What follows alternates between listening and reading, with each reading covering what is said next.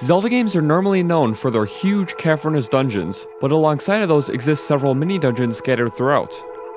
Sometimes these mini dungeons are required in order to progress further, and at other times they act as completely optional spaces. For this list, I am not including Breath of the Wild shrines as they don't exactly compare to what I define as a mini dungeon. Also, I'm not including any of the gauntlet challenges such as the Savage Labyrinth or Trial of the Sword, but everything else is fair game. If you want to get involved in the discussion, be sure to leave your top 5 rankings down in the comments below. With that out of the way, I present to you my top 5 Legend of Zelda mini dungeons.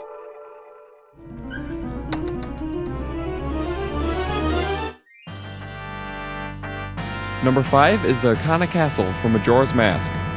Serving as one of the most thematically impressive mini dungeons on this list, the Cana Castle gains most of its memorability through atmosphere and lore. Along with the other locations in Cana, this area did a great job with portraying the theme of death, while also reminding the player of the castle's historical prominence amongst the land, which I thought was a very unique blend. Yes, the design was very linear and didn't contain the most interesting puzzles, but the lead up was worth it, as the fight with the King of Cana and his servants definitely struck out to me. Overall, this place served as a great lead up to the daunting Stone Tower Temple.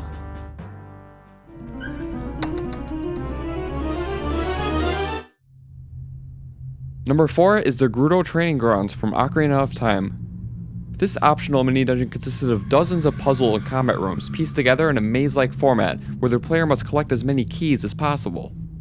What I like about this place is that it requires the player to use a wide variety of their items in order to solve these challenges. Most of these rooms represent the past dungeons in the game, which worked out really nicely with the place's maze-like feel. Overall, this was definitely a fun late-game challenge.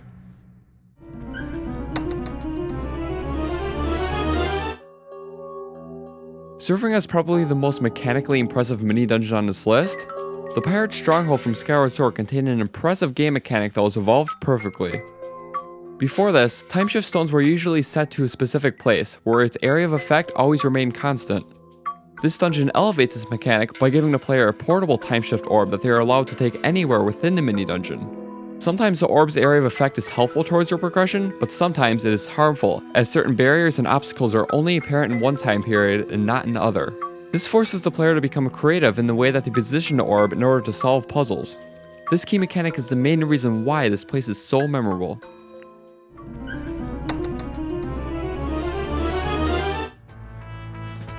Number 2 is the Pirate's Fortress from Majora's Mask. There have been many stealth segments that exist within the series, but the Pirate's Fortress has got to be one of the best. It felt really awesome trying to sneak my way past the many guards in this grand fortress, accompanied by an amazing soundtrack. In order to get to the main part of the fortress, the player must make their way through several underground waterways that offer puzzles, which was definitely a great way to avoid the monotony. There is a small bone I have to pick with this place, and that is if your character has not yet acquired 4 bottles, they will have to revisit this place all over again in order to collect all of the Zora eggs. Considering how awesome of a place this is though, that annoyance can be overlooked, as it is still such a memorable dungeon.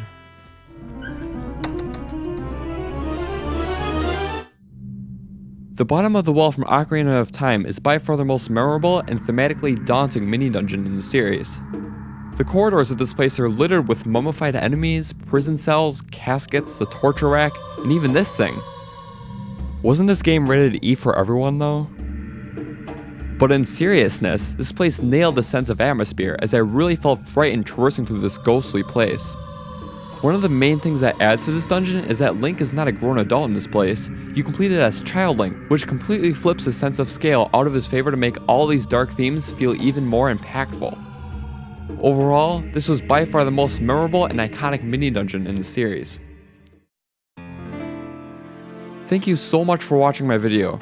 If you enjoyed, make sure to like and subscribe if you haven't already to support the channel. I upload weekly, so turn on notifications and I'll see you all in the next one.